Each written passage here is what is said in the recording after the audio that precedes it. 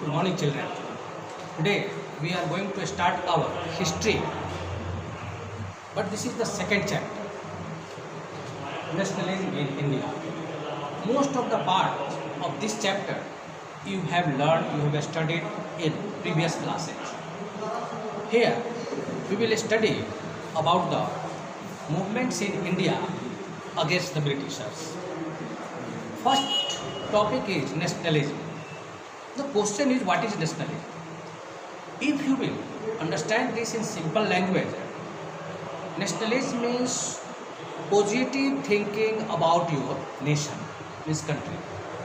Positive thinking means we should think for the betterment of our country, its development and its prestige in world level. This is nationalism. And for nationalism, everyone have to join the hand. What we will study here. So simply, positive thinking towards your nation is known as nationalism. But its definition is much vast. You can study it. Second is the First World War.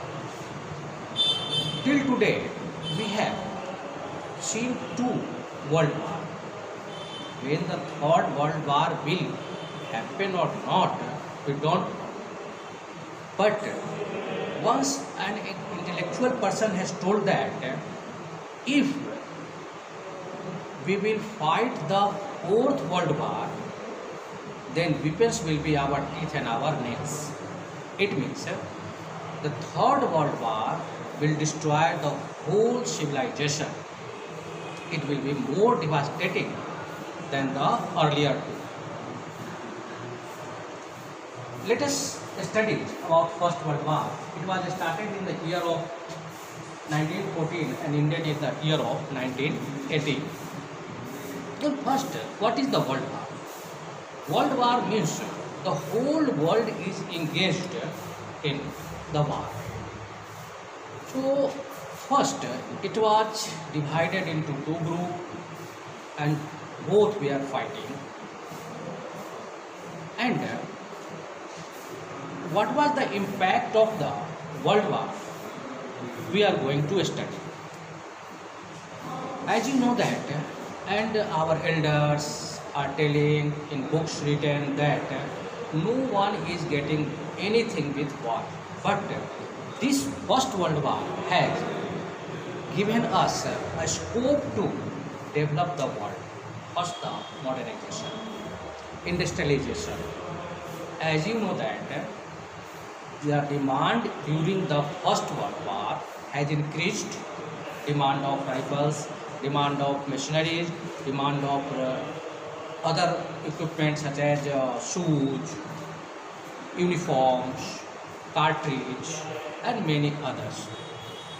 In 1907, Jamshedji Tata had built up their first steel plant in Jamshedpur, and production was started in 1912. And it was a great opportunity for Tata because just after 2 years, First World War was started. So there was a demand in the whole world for the iron and other equipments. As you know that iron is the core metal for making the machines and weapons. That's why this world war has given boost up in the industry. So thousands and thousands and thousands of people have got job in industrial sector to fulfill the requirement of the forces. And after the World War, the situation was worse. Earlier, one who was engaged in the agricultural sector or other sector had joined the industry to fulfill the requirement.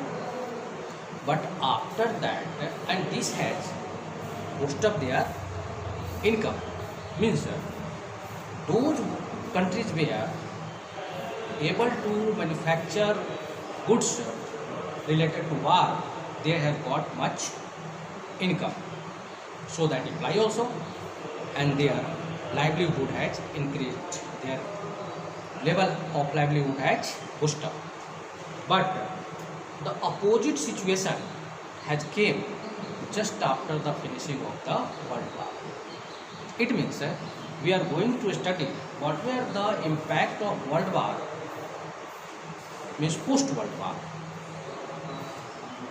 First, as we have studied that most of the farmers, most of the people from the farm side has came to the industry side. So agricultural production was short. They were diminished. After World War, now they had faced a shortage of food, shortage, and as World War was over, so there was not any need of rifles, more tanks, more uniform, more shoes, more bulletproof jackets, and people engaged there to manufacture there in the industry. Now they are not getting the job. So unemployment was another problem. First was the shortage of food, second was the unemployment. So the rise of the commodities has increased and income was diminished. It was a very big problem before the whole world. Here, this was the bad impact of First World War. But this First World War has given many opportunities to developed countries, especially Russia was in the problem. It has. America was in problem. Earlier they were loan givers, but after that they were taking loan from here and there. One interesting thing for Russia, perhaps this is not even in your book, that after the First World War, economic status of Russia was worse. But they have got a diamond mine known as Mirny mines. And this Mirny mine is also a mysterious mine. You can compare it with the Bermuda Triangle. This is another matter. Here we are not going to study about this, but that mines has given them much income by selling their raw diamonds. In this way, two situations we have found. One, industry has increased during the World War, but after the World War, both agriculture and industry has got faced problem. Arrival of Mahatma Gandhi, India was that time in hand of the Britishers. So they had not any power to choose their own option.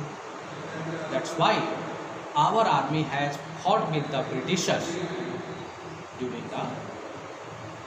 in favor of Britishers during the First World War. But Mahatma Gandhi had arrived in India in 1915 from South Africa. As you know that in a connection with a case, Mahatma Gandhi has gone to South Africa, where apartheid was followed. Apartheid, it means the difference between the people on their color of the skin, blacks and whites. He had seen a war situation in South Africa. After his arrival, now he has made his first ashram at Sabarmati in Gujarat. From there, he has started to think about the politics of India. And in 1916, he has got an information that in Bihar, district of Champaran, people were badly treated with the Britishers. they have to force there to grow indigo and